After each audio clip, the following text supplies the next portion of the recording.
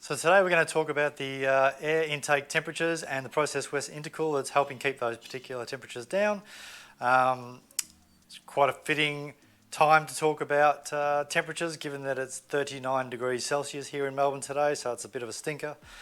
So, but no, good time to talk about temps. So I had to make a decision when I was building this car as to whether I do a front mount intercooler or do I do a top mount intercooler.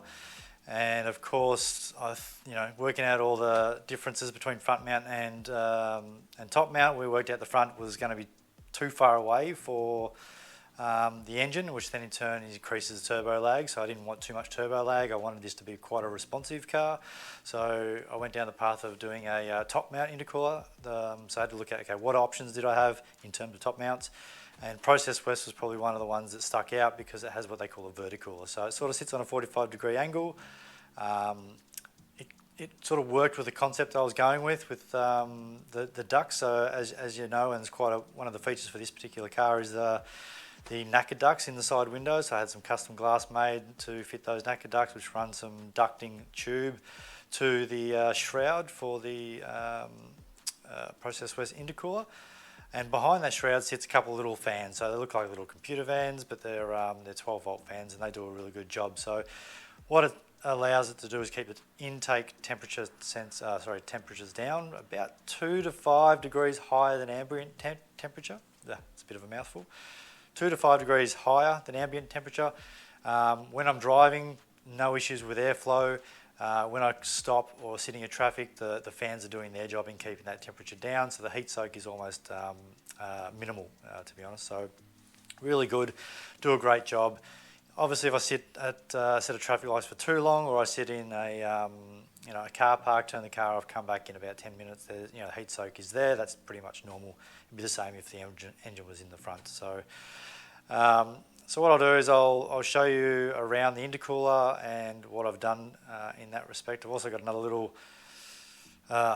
issue with the not the intercooler itself, but maybe a label on the intercooler. My OCD is kicking in, and I only just realised this, but I'll talk about that in a minute. Let me show you around this particular car and what it looks like around the cooler. So these are the ducts that I was just talking about. So you can see they're going straight through. I've taken out the actual ducts themselves, but they sit inside this glass, which opens up with these little motors, which you can see here. Glass opens up using a switch, so they normally stick out about an inch and a half, something like that. You'll hear me talk in metric and imperial, so that's just how I roll. Okay, so that I can fold these back and work on the engine in any time I need to work on the engine. So the intercooler itself, there's the shroud. So what it does is that I've used the Haltech air intake temperature sensor just down there, which sits drilled into the intercooler.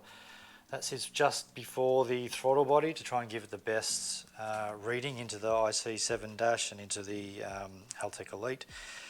And as I said, it's somewhere about 2 and 5 degrees warmer than ambient temperature, which in my opinion is a really good result. And keep in mind there is no water injection or anything on this, or when I say injection, there's no mist sitting on the front of the intercooler. I do have a sprayer which I'm considering putting on down the track, so I might do that as another video. I might put some bigger fans on it, but all in all it's doing a good job now, so I'm not going to go and change it.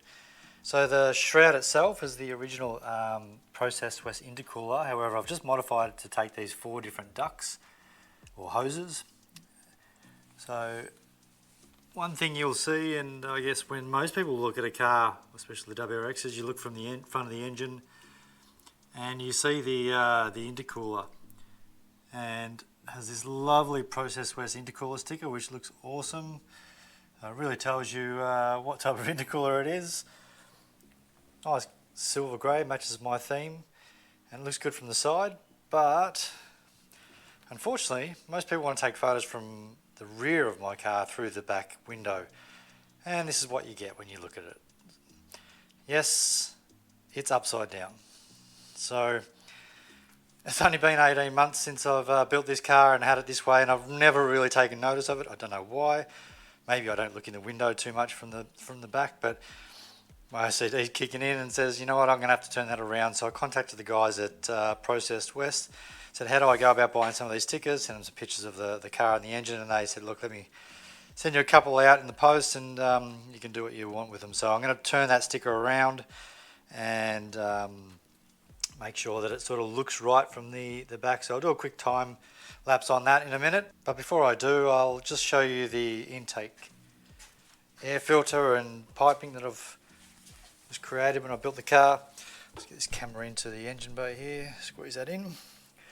So it's running a K&N pod filter, which then runs the intake pipe through to the turbocharger, and then obviously through the intercooler. So this is inside the engine bay, and it does get quite warm in here.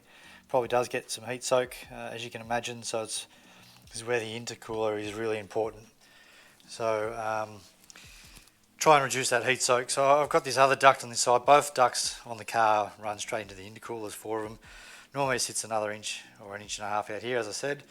And when that's open, it allows a little bit of airflow into this little scoop duct type thing that I've made on the engine cover. It probably looks better than what it is in terms of actual efficiency. But let me just put this window back. I need to do some work on the car later, so I'll have to have that window back. So yeah, probably more aesthetic than it is practical. So yeah, I'll get stuck into this sticker. I'm going to rip the sticker off and then put it on again upside down, or the right way around.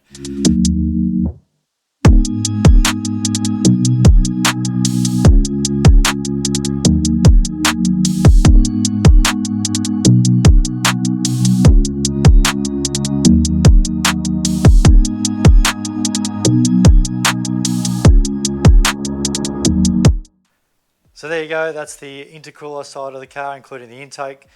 Hopefully you got something out of that video, and maybe you can use some of that information for your own projects.